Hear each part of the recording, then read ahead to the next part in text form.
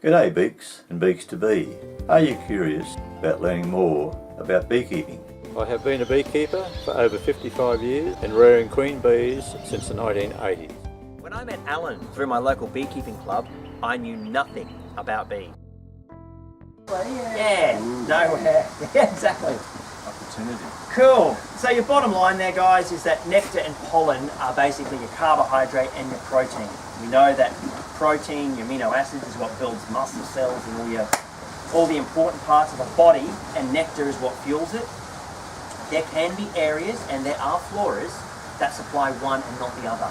Okay, if you've got lots of nectar, your honey supers will fill up quick, but your bee population will drop just as quickly. If you've got areas with lots of pollen, but no nectar, you simply have no fuel to feed your field bees to go and collect that pollen, all right, or that nectar. So therefore, you get your brood box will get clogged with pollen, but your honey stores will deplete, and that may be for, in that certain area, or it may be for a certain period of time in that area. That's why you've got to just make sure at certain points of the month, your bees have always got a certain amount of honey on board, and that they're not getting clogged with pollen if there's been an imbalance throughout. Okay? And we all know that in Australia, the honey seasons are erratic. So you can have a phenomenal 6 months, and then you might have 2 to 3 months of nothing. Okay? So in the end, it all averages out. But as long as you're not taking, and then you take just before a bad point. And that's the important part. Here's the question you're going to be asking yourself today, underneath those images there. Does the specimen produce nectar and pollen in a quantity that bees can collect and profit from? If no, then it is irrelevant to your bees. Okay? Unfortunately, a lot of backyards and in some areas, like for example lantana, it flowers like crazy, but there's nothing in it for honeybees. There's nothing beneficial in it. So I've had people say, oh yeah, I've got 50 acres and the whole area is full of lantana. Yeah, absolutely. Yeah. And it's all lantana. I'm like, well, look, nothing personally against lantana as such, but that's irrelevant to me. I want to see what else is there. You get out there and there's a few gum trees and probably strictly gums. So even though it's 50 acres of free access, it's actually a desert for a bit. All right, so be aware of that. The Flora specimen can be ranked on its ability to provide nectar and pollen for honeybees. The 4 rankings are nil, minor, medium, and major. So if you've got lots of majors for that period of time, you are in a heavy honey flow. If you've got a few minors, your bees will live, but they won't do much for you. But if you've got more mediums than majors, well, mediums can stack up quite well. If you've got 400 acres of tallow wood, and it has a bit in it, but there's lots of it available for over a period of time as the flowering kind of rotates through the trees. It's not that they all pop out the same minute. They've got to be able to work it as it pops out. You may do quite well off it. It's all about you assessing not only the ranks, but the quantity. So glycine, which is one we do this morning, is considered medium minor. So when we say medium minor, we mean that it's a medium source of nectar and a minor source of pollen. Okay, so as you rank it. So if I said major, I mean major nectar and major pollen. Okay? Very good. Now this is a lesson that gets learnt usually when you start taking your bees out to other areas. Say for example you've had your spot at home for a certain period of time and that's what you call normal. You may then go to a spot that apparently, you may go to a new spot and you're starting to take off a super every 2 weeks. That's when you realise, hang on a minute, this is now my new standard.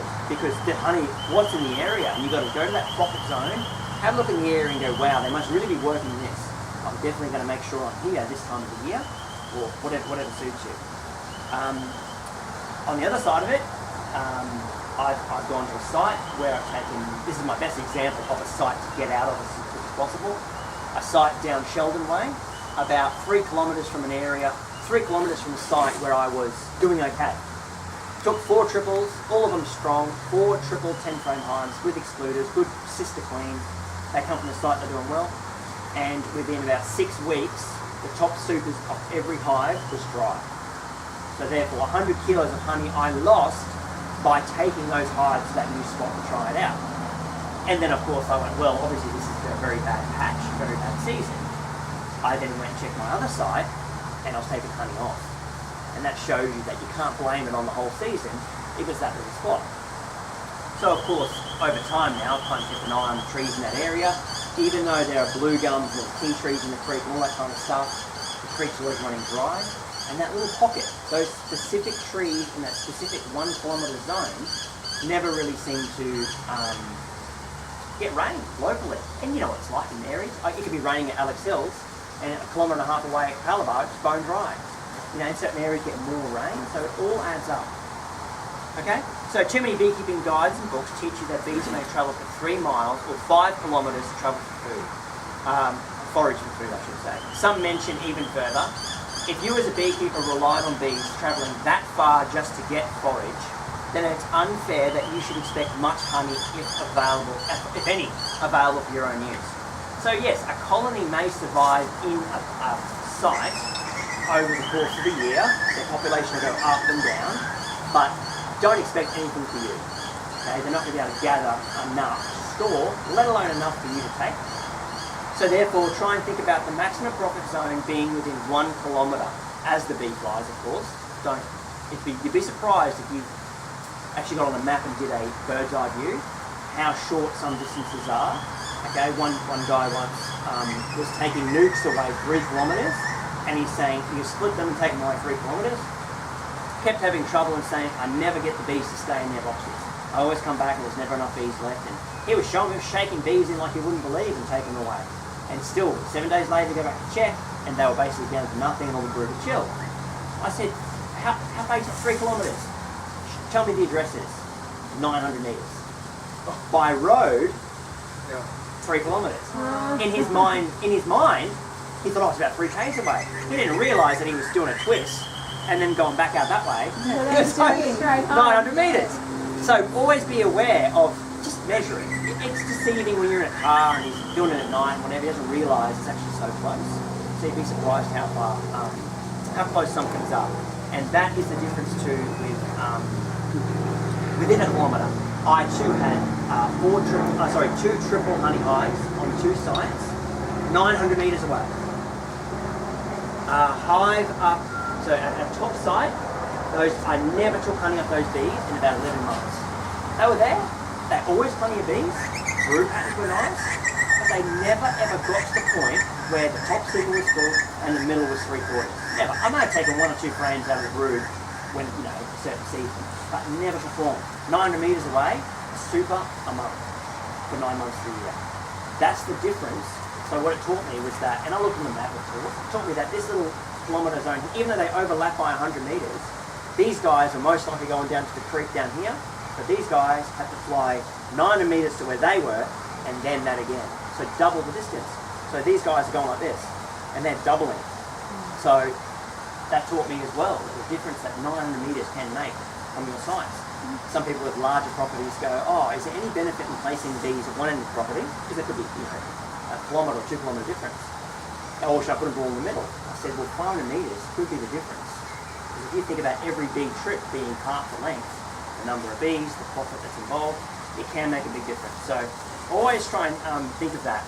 Yeah, that tells you that the bees are working in different bloody directions. Absolutely, yeah. And that there's nothing that way. Yeah, that's right. There can't be, because if there was, they'd be doing just as well. So it's very interesting to watch that. Yeah, the bees send out scouts in all directions, come back, communicate in the hive, and tell the other bees where to go. Yep. So if there's nothing in one direction, you find that they just don't go that way. Yeah, there's no order. Yeah, no one's ordered.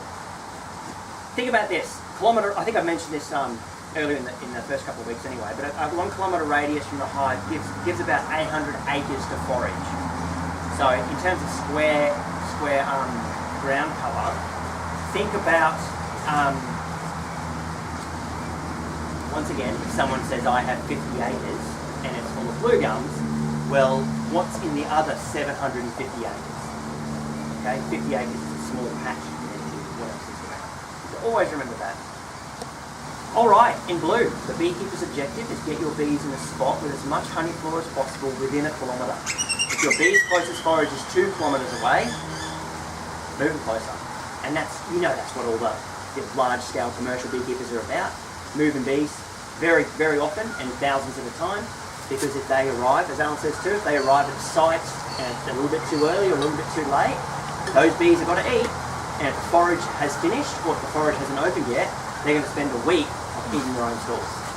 So it's very important to make sure bees are in the right spot.